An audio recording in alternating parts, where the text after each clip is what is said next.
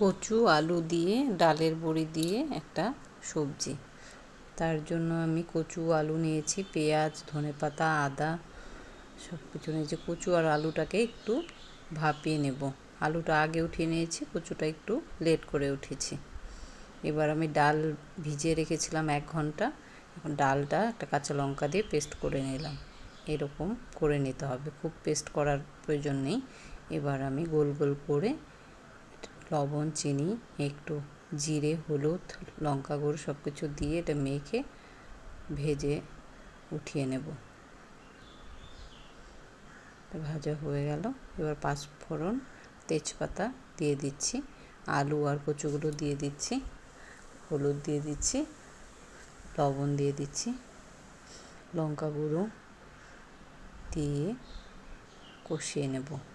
এবার আমি আদা পেঁয়াজ এটার পেস্টটা দিয়ে দিচ্ছি, গরম মশলার গুঁড়ো একটু দিয়ে দিচ্ছি। এবার আমি ওই ডালের বড়াগুলো দিয়ে দিচ্ছি, দিয়ে কিছুক্ষণ কষিয়ে নিলাম। এবার আমি জল দিয়ে দিচ্ছি ঝোলের জন্য। জলটা একটু বেশি দিতে হবে। এবার আমি ধনেপাতা দিয়ে নামিয়ে নিলাম।